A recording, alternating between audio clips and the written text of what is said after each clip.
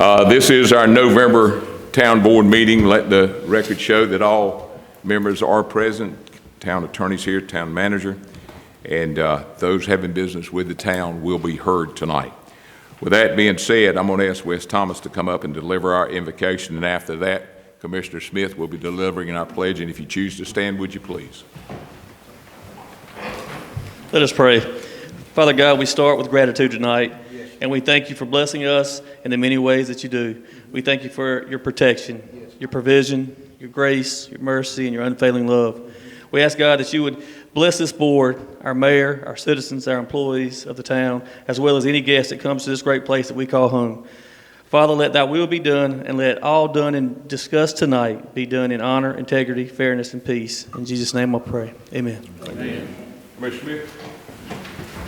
I pledge allegiance to the flag of the United States of America and to the republic for which it stands, one nation, under God, indivisible, with liberty and justice for all. Once again, thank you for being here. All those having business with the town will be heard. There'll be two opportunities for that. First one is citizen presentation, where each citizen has 3 minutes. There will be no response from the board in any way. Amy, did I have anybody?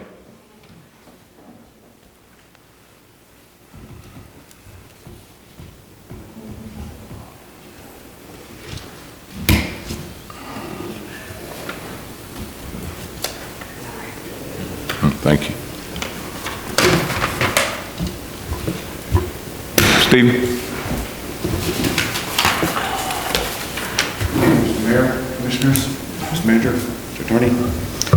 I'd like to address, first I'd like to thank the Public Works for resealing and repainting the parking lot. It looks very sharp and nice, but it brings up my concern about how this town struggles with satisfying the federal mandates of the Americans with Disabilities Act, in particular with parking spaces I'd like to discuss tonight. I see there's a nice new painted one there, but there's a ratio that you can quickly look up under ADA regulations or like this about the number of spaces that are required, and if there's at least one, it has to be at least van accessible. And so I see that the painting here was not done up to code and standards, and I'd like to make sure that these things are addressed so that people with disabilities can find the parking that they are entitled to or that they do have the right to make it easier for them to attend meetings, courthouse, pay their bills, etc. As well as elsewhere where there's town parking lots in town. That would include, of course, the Frisbee Golf Course in that area. That should be a paved lot, as well as other town parking lots to make sure they have the proper spaces. And I'd be glad to give you that link of those ratios. But it's basically, for every 25 spaces, there has to be at least one disability or identified handicap space. Thank you very much. Thank you. With that being said, it brings us down to the town manager's comments. Mr. Hodgkins. Thank you, Mayor, members of the board. Just have a few quick comments.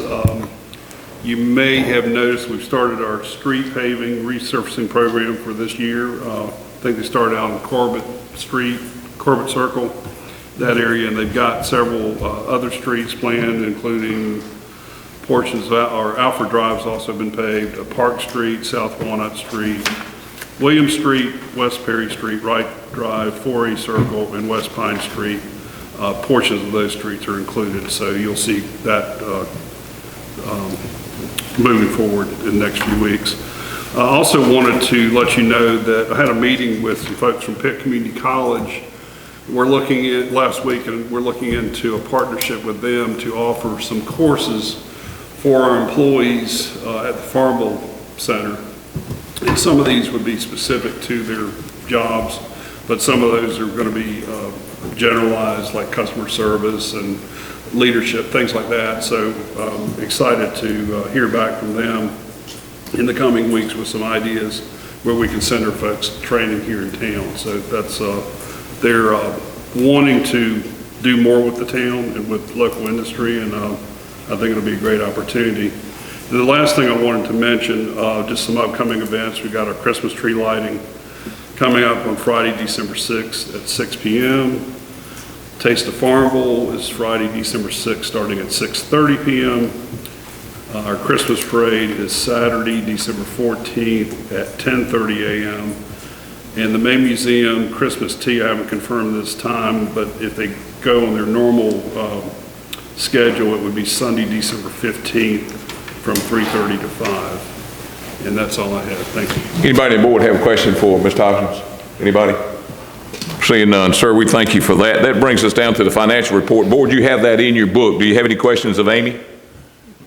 Anybody have any questions of Amy? Seeing none, that'll bring us to changes, additions, deletions to the agenda. Any questions, comments, or is there a motion for changes, additions, or deletions? I'll entertain a motion. I move that the agenda be presented as printed. You've heard the motion from Dr. Hobbs. Any discussion? All in favor say aye. Aye. Any opposed? The ayes have it. That brings us down for items for consent. Any particular item on there, or is there a motion that we accept the items for consent? I'll make a motion that we accept the items of consent as presented.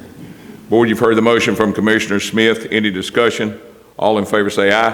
Aye. Any opposed? The ayes have it. That brings us down for items of decision. First is report on activities from Checkmate Government Relations. Mr. Nelson Freeman, sir, we do thank you for being here tonight, and the room is yours, sir. Good evening. My name is Nelson Freeman, so thank you again for inviting me to come and speak to y'all. Sorry I couldn't make it last month. Circumstances kind of overcame availability that particular night. So I'm here to answer as many questions as you'd like to go over this evening regarding North Carolina and politics. This is about this is the perfect time where I could say anything, and anything's possible between now and tomorrow evening regarding the political outcomes of what we're all looking forward. A couple things I will talk a little bit about this legislative session, but just kind of quickly move through that because there's a lot of asterisks in there, and then we'll kind of talk about what 2024 to close to 2025 looks like. We worked for Farmville for most of 2024. At the General Assembly, unfortunately, as things progress this year relative to the state's budget, you probably know because of the seats that you sit in, there was not a large, massive, and comprehensive budget that was passed this year by North Carolina. It was merely a continuation budget of the prior years with a couple of additional items that have been added on related to Medicaid spending and disaster recovery. Those were the main items that were addressed, as well as teacher pay. So those were the three major agenda items that were actually covered this year. Not a review of what local projects look like, not a review of what legislative projects look like, and the highest and best need growth for state agencies. So those were not addressed this year. What that does mean is that there is an overwhelming need for those to be addressed in 2025, and we'll quickly come to that in a second. The legislature has met twice now to address the hurricane recovery needs for Western North Carolina, as well as the flooding that occurred in the southeastern part of the state about 10 days prior to Helene coming through. They then met a couple other recently, so they've done those two cycles. What is going to be happening in November is the legislature will return the 18th, 19th, 20th, and 21st of November. They will be looking at a myriad of topics. One of those would be the running of certain agencies, the authorities of certain agencies, and probably the build out of different boards for the state. We may be having certain political changes in the state. I won't get too euphemistic with these terms, but I'll say it's whatever the outcome of the governor's race happens to be, that will cause some reaction by the General Assembly, who both the Senate and the House both have supermajorities currently. They may or may not have those in 2025, and so they may be making political decisions based on that. And so there's a lot to be thought of and seen to occur in that 20th of November legislative session that they're going to have.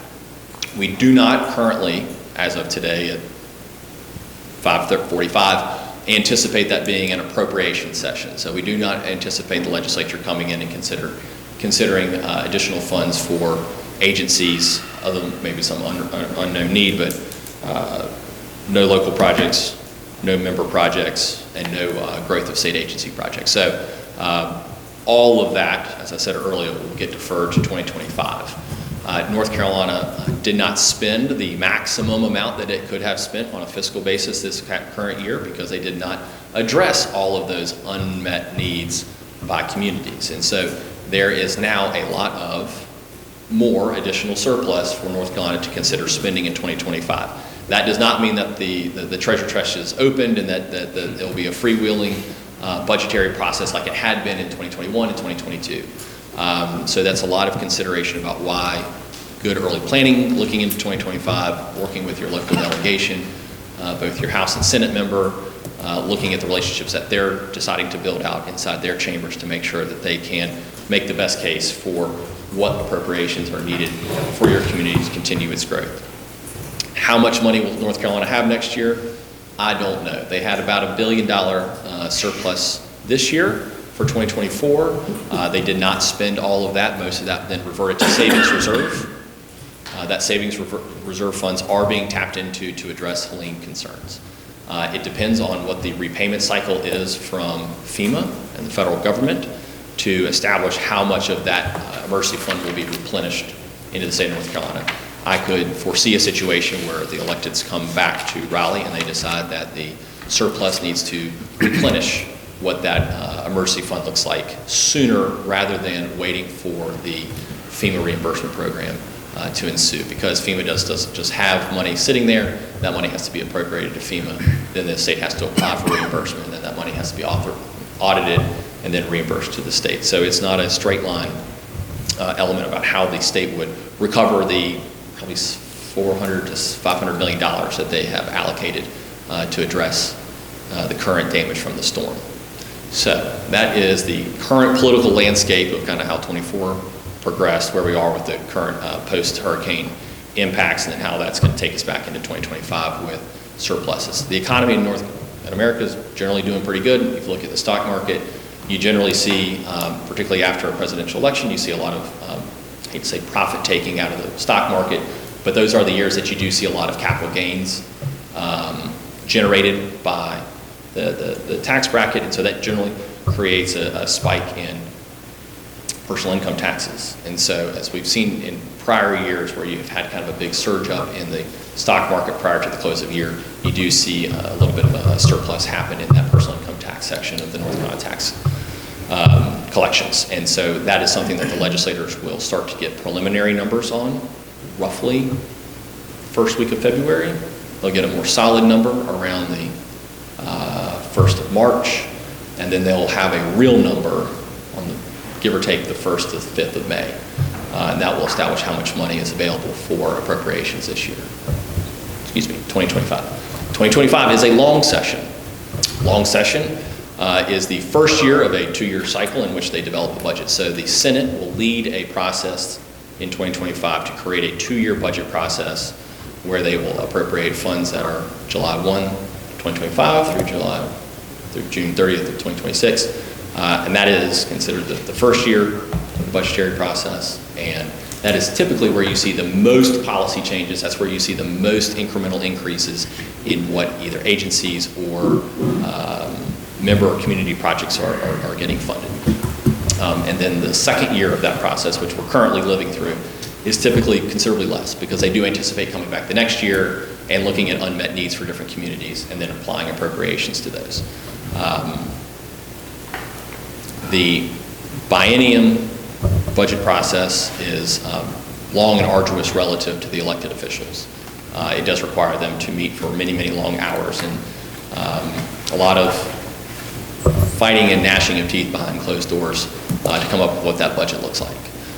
I don't anticipate 2025 being any different. But you have some good folks here. We have a very large team that we have, which I did not explain, but I can. We're a 7-person lobbying organization, bipartisan, bicameral. Half of our team has worked in the House, half of our team has worked in the state Senate. I work for soon former Speaker Tim Moore. I'm a partner at Chess McDowell, work for current President Pro Tem Phil Berger. And then we have a team that has also been very involved in the minority party for most of the last 15 years.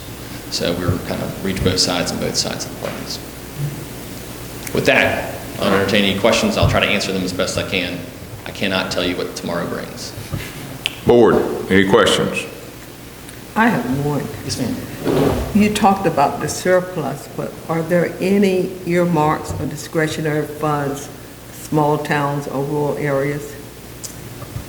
So the only discretionary that's non-currently appropriated would be probably golden leaf grants right now. That would be kind of the prime bucket that I would point you towards. The second is, depending on the level of entrepreneurship in the region, if if you do have an emerging business or emerging technology that a business is developing here or employing individuals here for, there is an ability to approach the North Carolina Innovation Fund, which has just gotten started, but has a very large endowment that they are currently investing in North Carolina small businesses. Most of those investments are tied to formerly students or graduate students who have been at one of the state institutions, and they're trying to take it from that early stage infancy to a fully fledged business that then can be scaled and grown. And so those would be the two that would mainly go towards from a community investment standpoint. But short of a line item appropriation, no ma'am. And they are not under continuing resolution, right? They are not currently. The continuing resolution only takes effect in the interim period between the close of a fiscal year and a time period until they pass the next budget. And that budget can be, this year's I think was 15 pages, as opposed to it usually being 515 pages. Right. So obviously it was very trimmed down relative to how long it usually is. That's the only time in which a continuing resolution occurs. State statute, just as a quirk of North Carolina law, they changed, I believe, in 2015 because there was such an impasse on the budget that particular year that they were constantly having to return to Raleigh to pass a continuing resolution. It essentially just put in place by statute, that the previously enacted base budget is the budget of the state. Is that why they went to biennium? No, ma'am, they've been in bienniums for probably since they rewrote the Constitution in the 30s. Okay, good.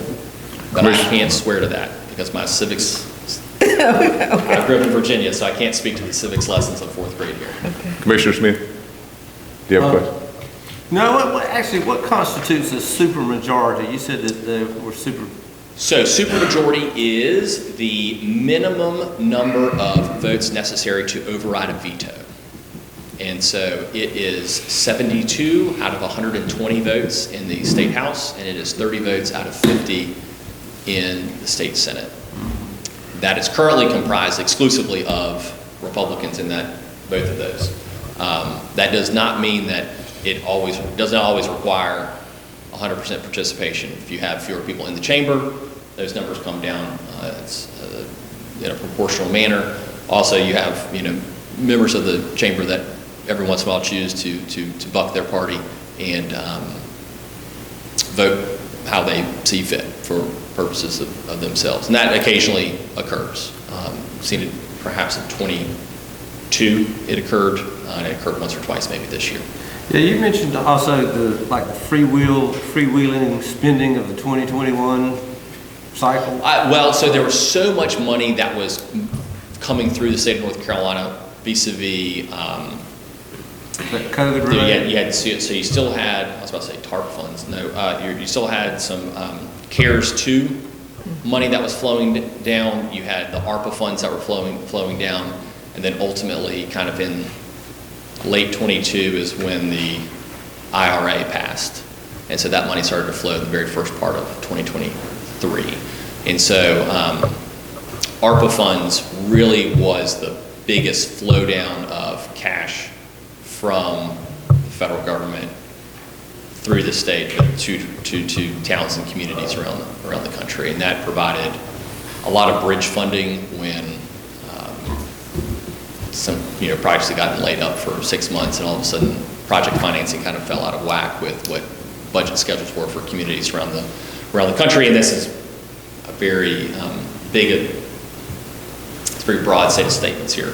If you had a sidewalk program that your project financing was built on a certain schedule and you had to divert those funds to pay for PPE, personal protective device equipment, during the pandemic, and you also needed to have that funding, ARPA was designed to backfill that funding gap that you needed to actually accomplish your municipal planning goals.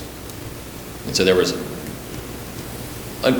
truly an unbelievable amount of money that flowed into communities that accessed that in 21 and 22.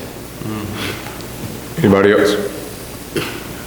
So, and real quick, some of that ARPA money does still exist at the state, and it's been diverted in many cases into water and sewer funds. And so underneath, I believe, the Department of Environmental Quality, they actually do have some grant programs designed to help tap into. And I don't know if they go to, if it's on an appropriation basis sometimes, some is actual grant where you apply to through DEQ. Most of it has been line item through the budget process. Whereas if you had, let's say, for easy round numbers, you had $100 million of availability, you had 100 communities with $1 million projects. That would get line itemed in the budget. Okay, thank you. Anybody else? Mayor, just on the ARPA, just to comment on that, our water project and our 2 sewer projects that we have pending are all ARPA funded through the state. DEQ is the state agency. On behalf of the town? I just had it. Okay. I'm sorry. So you know the project that we're looking at doing here, the fire station? Yes, sir. And based on the schedule that you've given here, what kind of milestones should we be looking at as maybe we can see whether this is, we have a chance of this progressing in 2025? I know you can't. No, I mean, predict that precisely, it but- all depends on the timeline of the budget. Right. I'd love to say that we would have an absolute firm answer by the 15th of June. Okay. And I think that is the most ambitious date that can be achieved in the state budget process. There's so many unknown details about the state's budget availability until they get the final number from tax day, which is give or take May 5th, that they have to cram a lot of work into figuring out how to spend that money from May 5th to June 15th. It typically will bleed till the end of the month. So then they all want to leave for July 4th. And if they ain't getting it done by July 1, all of a sudden people have a July family vacation. They don't have enough folks there. Not enough people can show up. And it starts to slip. And so you'll generally know what's in the budget by the end of June. Some years you don't quite know till late July or August when it finally gets voted on and then signed by the governor, or the governor vetoes and it's overridden, as happened recently. It might slip till October 1st. But you will, 9 times out of 10, know what the line item elements are of the state's budget by that point. Right. And then once that budget is passed, is that, I mean, do they perform to that budget? Does that necessarily mean that if we were to be pledged funding? Yeah, that's in that actually a really budget? great question. So then they have to certify the budget. So then they take the state's legislatively passed budget. It then goes to the Office of State Budget Management. They certify that the state both has the funds and all the budget codes are correct relative to the assignment of the projects, basically. And they true it up as if they're document cleaning, basically. That usually takes 3 to 6 weeks, which I know is a big delta in real business terms, but this is the timeline they work on, about 6 weeks, let's say with that. And then kind of agencies go through it in a different way. DOR may have the highest priority, HHS may have a higher priority. Probably the HHS funding comes in first to that agency, and it kind of cycles out as the state has cash availability. The state spends the budget relative to what's coming in, whether it's on income taxes, but mainly on sales tax throughout the year. And so they have to do a lot of cash management to make sure that the money that's flowing out to the agencies or out to a municipality is kind of inside that spectrum of what they can afford to distribute in that given month. And so, you know, you'll have projects that are kind of a low priority education initiative, perhaps in a urban county that the governor doesn't visit very often. This is just a broad hypothetical here. You know, that money may not get to Greensboro until December 1st, because they kind of have to cycle it out through the payment process to make sure it actually gets there when they can afford to do it. And a lot of it there's a lot of jockeying that goes along with that, and conversations that either the town manager we would have with the Office of Budget Management to kind of hustle and push it forward. But those would be the timelines, and that's a great question, because as soon as you pass the budget, people are like, hot diggity. Right. You know, you just kind of start the war of attrition right then. Mr. Freeman, we're very familiar with that because we got $3.7 million somewhere between here and D.C. And we needed it the day after they voted on it. I thank you for coming. I thank you for the information flow that you keep through. You keep us very well informed. And the night's probably the toughest night of the year. to be here the night prior to elections. You know, there's nothing I can change, so it's fine to stay here. Well, thank you for coming, and thank you for what you're doing with the Absolutely. county. I appreciate it. Thank you very much. Thank you, sir. Have a safe journey home. That brings us down to resolution authorizing the sale of surplus real estate property at 4357 Vine Street. Town manager, you got this. Yes, sir. In your packet, there is a resolution, and this comes from action this board took back in August. There were 5 parcels that were surplus, and we started the upset bid process on. 4 of those parcels are still in the process of back and forth and basically receiving bids. It's a lengthy process because you have to advertise each one for 10 days, and so that's why we're only bringing one to you tonight. The one before you is the Vine Street property. The latest highest bid is $6,160.79. If the board wishes to sell for this price, you are free to. You would just have to pass the resolution that's in your packet. Just a 0.18 acre piece of property. It's a vacant lot on Vine Street. I put a map in your packet so you can see where it is. And like I said, it's surplus, it's vacant, the town owns it. And you are free to sell it, or you're free to not sell it. It's your prerogative. But I'm bringing this to you because this is the high bid that we received on it. Board, you're tasked to consider a resolution authorizing the sale of the land of Ricky Gorham. I'll open up for discussion or motion. Do I understand that the land value is 10,000? That's correct. That's the tax value. And the offer is Six- 6,000? $6,160.79.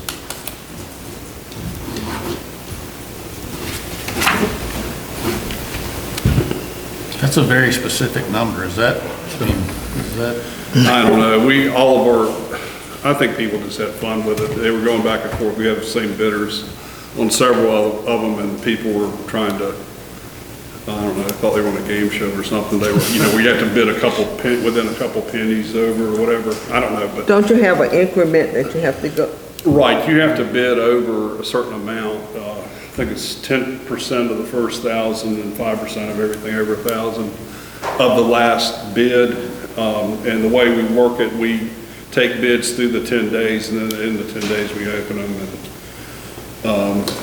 And we take, if someone has upset the previous bid, then we have to re-advertise again. So this one went through 3 rounds of advertising, and then the ones that are remaining will have we got another ad going in.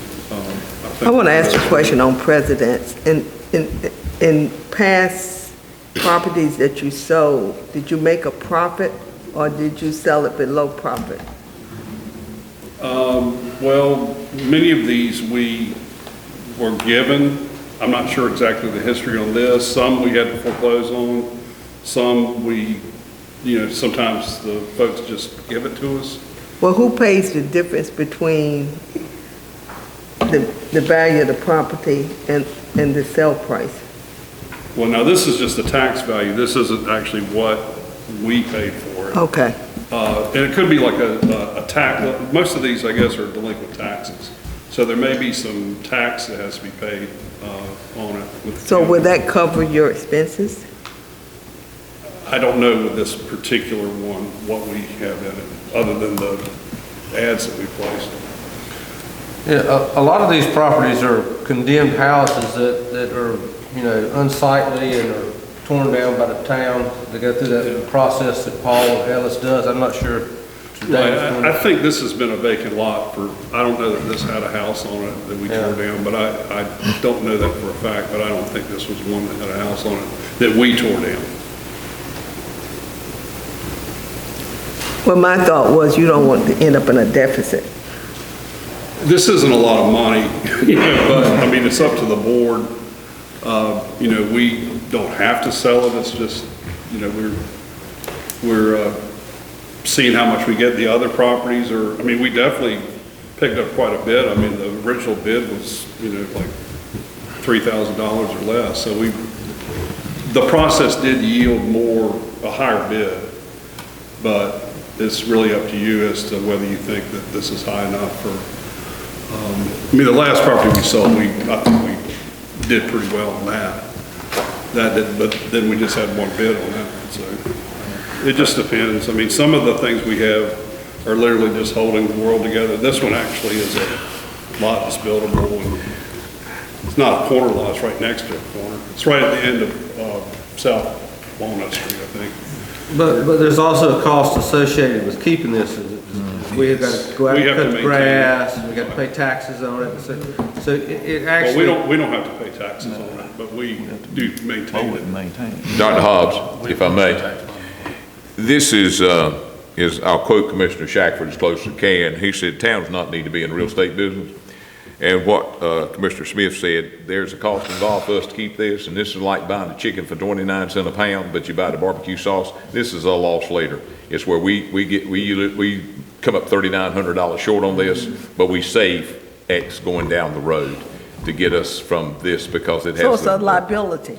Yes, it is. It has no Okay. value to us, is basically what David's saying in a nice way. Does that help you? We don't have a use for it. That's right. Well, if you look at it as a liability, Right. well, in that case, I move that we accept his offer. Okay, Dr. Hobbs has made a motion that we authorize a resolution to sell this land to Ricky Gorham. Any discussion? Seeing none, all in favor say aye. Aye. Any opposed? The ayes have it. Thank you. Next item. Natasha got lead on this also. Consider amending the town's residential solid waste fees. David, you might want to go through this real slow. Okay, so each year we review our fees and charges, including solid waste charges. There was a rate schedule that was devised for the coming year. We also went through a renegotiation or a new contract with GFL.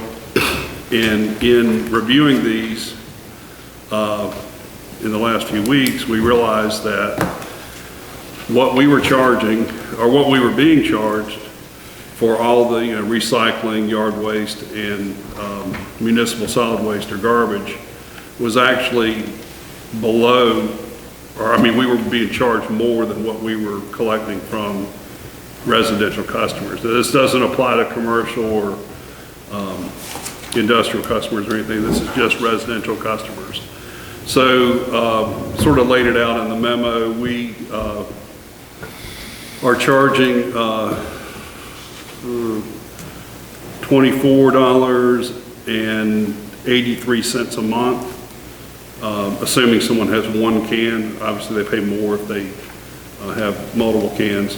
But we're charging $24.83 per month, and we're paying $24.95 per month, or 12 cents per month more than what we collect.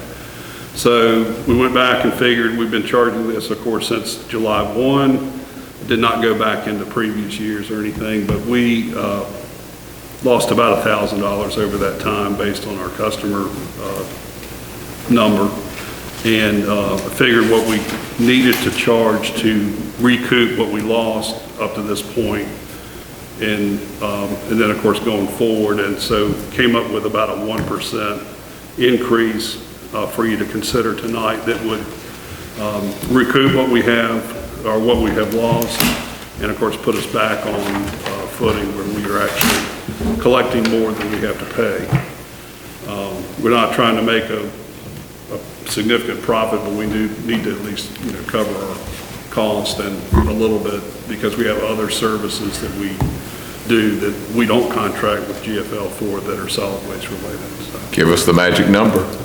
So what is the 1%? You're talking about 12 cents a month Right. per customer. Oh, Well, 12 cents a month is what we're losing. The recommendation is to increase it by 25 cents per month. Okay, that's what I was after. I really wanted that to be on the camera, so. The new rate would be, if you approve it, would be $25.08. 25 cents. is what- 25 cents, but the Right. total would be $25.08 Yeah, we'll make that really Per understood. what? per home, per month. Per month? Or, which would be 25 cents higher than what they're paying now. That's cents now. What I'm asking the board for now is approve the increasing monthly residential solid waste fee to $25.08 per unit effective 1 December. Is there a motion? And that would remain, you're not going to back it back off after you get your after we get our $1,000 back, you're going to leave it at that? Is that? No, not back, no, that would just be going forward, it would take us through the year. And then we would reevaluate with the next budget. What was our planned income in the budget from waste collection, or was there? I don't have that figure, I don't know, let me see if it's in this financial thing. Is there a motion? I will make a motion that we adopt the new charges suggested by the town manager. Okay. Before you've heard the motion, any discussion? All in favor say aye. Aye. Any opposed? The ayes have it. What? The revenue for this coming year for solid waste services is $680,000. That's the projected, I'm sorry, that's what no, that's what we're paying, sorry. David, I didn't want that 25 cents to turn into $25. I wanted that understood real quick.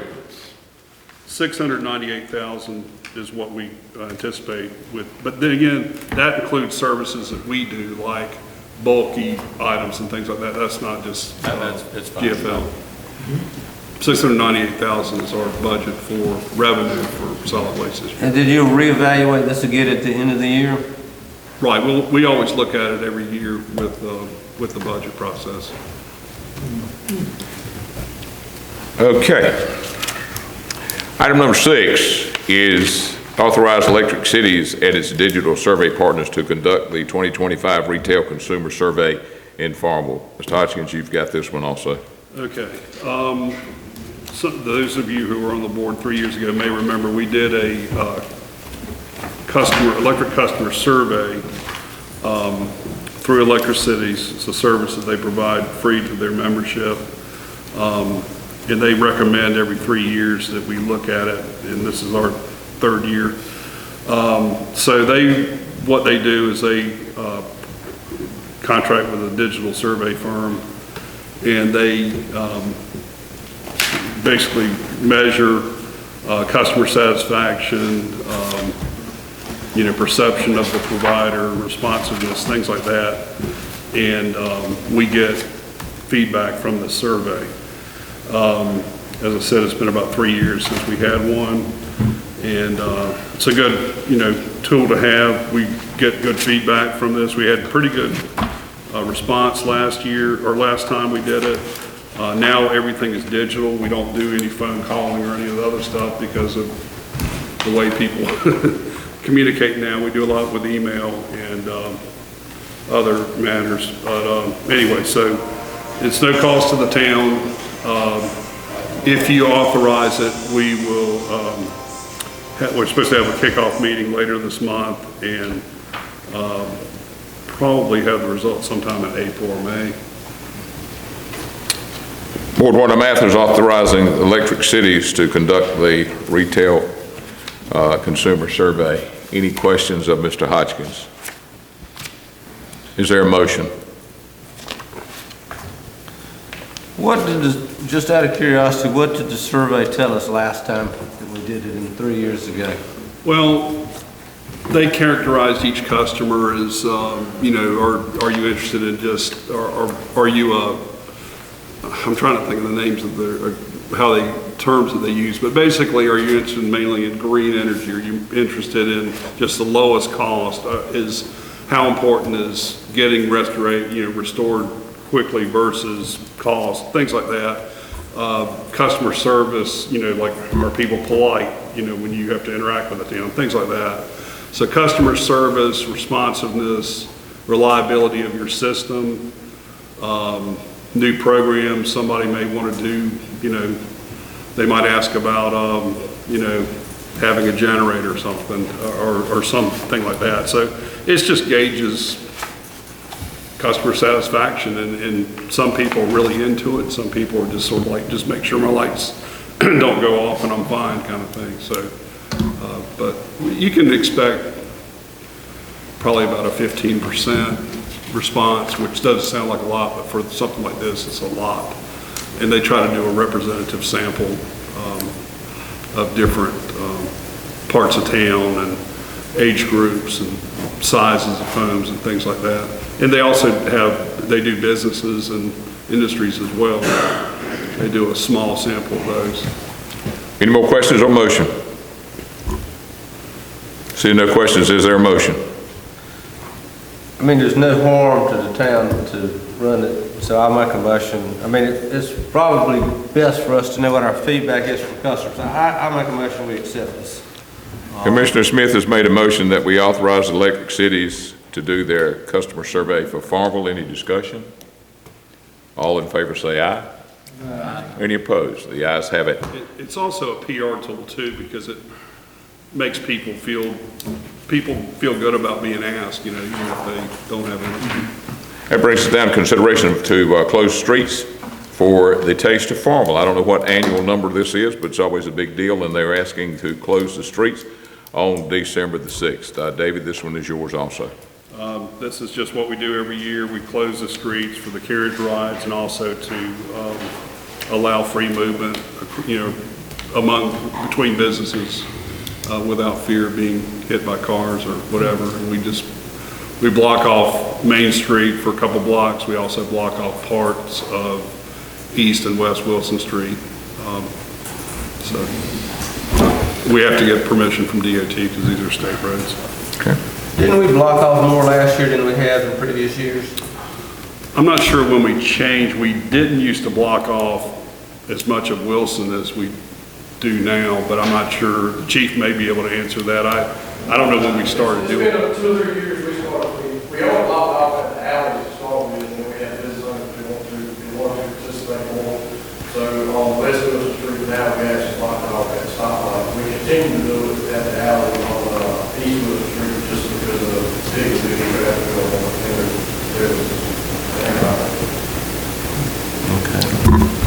Any other questions? So, wait a minute, it'll be Main Street from Church? Go through Church Street, and then on West Wilson, we'll go to the stoplight, and then on East Wilson, we'll go to the alley, run behind the furniture. Okay.